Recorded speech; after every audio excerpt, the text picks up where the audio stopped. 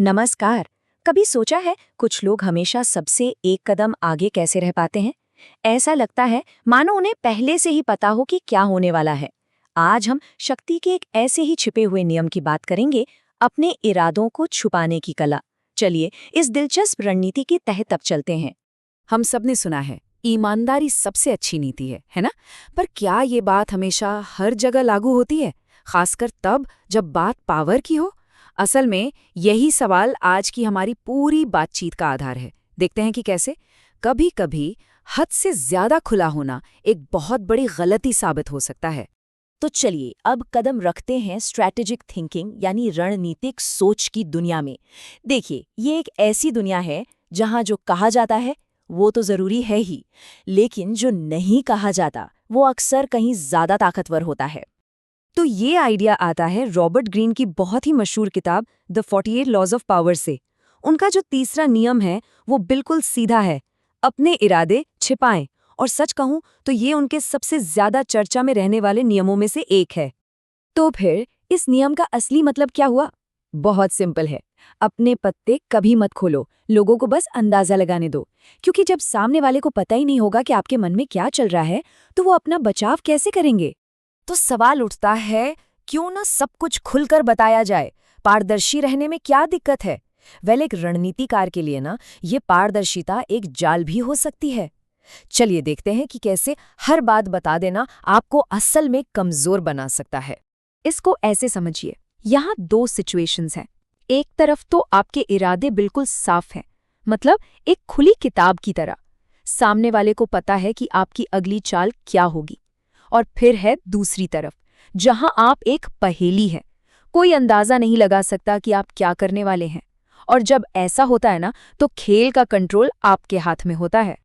और असली पावर, असली ताकत यही है, ये जो अनिश्चितता है ना, ये एक दिमागी हथियार की तरह काम करती है। ये आपके विरोधियों को हमेशा ऑफ बैलेंस रखती है, उन्हें डिफेंसिव मोड में रखती है। क्यों? क्योंकि उन्हें पता ही नहीं होता कि अगला वार कहाँ से होने वाला है। ये कहावत सब कुछ बयां कर देती है।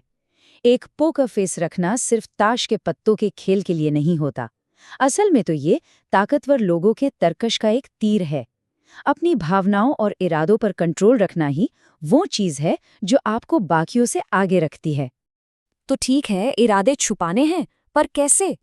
इसका एक क्लासिक तरीका है स्मोक स्क्रीन, यानी धुएं के पर्दे का इस्तेमाल करना। ये एक ऐसी स्ट्रैटेजी है जो सदियों से काम करती आ रही है। तो ये धुएं का पर्दा या स्मोक स्क्रीन होता क्या है? जैसा इसका नाम है वैसा ही इसका काम है। ये ध्यान भटकाने के लिए बनाया गया एक इल्यूजन है, एक भ्रम है। आप लोगों का ध्यान एक तरफ खींचते हैं, जबकि आपका असली खेल वो तो कहीं और ही चल रहा होता है। अच्छा, तो इसे इस्तेमाल कैसे करते हैं? इसके 4 आसान स्टेप्स हैं। सबसे पहले एक ऐसा झूठा लक्ष्य बनाइए जिस पर लोग यकीन कर सकें, कुछ ऐसा जो भरोसेमंद लगे। दूसरा, उस नकली लक्ष्य के लिए इतना जुनून दिखाइए जैसे वही आपकी दुनिया हो। तीसरा, पूरी ईमानदारी का दिखावा कीजिए ताकि कोई शक ही ना कर पाए। और चौथा और सबसे मजेदार कदम, लोगों को ये महसूस होने दीजिए कि उन्होंने आपके असली इरादे का पता लगा लिया है, जबकि असल में वो बस आपके बिछाए जाल में फंस रहे होते हैं। तो ये सब करने से आखिर मिलता क्या है? चलिए अब देखते हैं इस नियम को इस्तेमाल करने के असली रणनीतिक फायदे।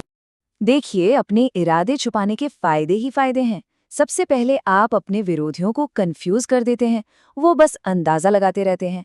इससे आपके आसपास एक अप्रत्याशित होने का, एक रहस्य का माहौल बन जाता है। आपको चुपचाप अपनी प्लानिंग करने का टाइम और स्पेस मिल जाता है। और तो और, ये आपके प्रतिद्वंदियों को गलतियां करने पर मजबूर भी करता है। और सबसे बड़ा फायदा क्या है? आपको हमेशा पहली चाल चलने का मौका मिलता है। जब तक दूसरे ये सोच रहे होते हैं कि आप क्या करने वाले हैं, आप तो अपना काम कर चुके होते हैं। याद रखिए, जो कहानी को कंट्रोल करता है वही अंजाम को भी कंट्रोल करता है। तो इस पूरी बातचीत से हमें क्या सीखने को मिलता है? चलिए इस पावरफुल आइडिया की सबसे गहरी बात को समझते हैं। तो याद रखने वाली बात बस इतनी सी है, असली ताकत इस बात में नहीं है कि क्या दिखाया जा रहा है, बल्कि इस बात में है कि क्या सोच समझकर छिपाया जा रहा है। जानकारी पर कंट्रोल रखना ही असली पावर है।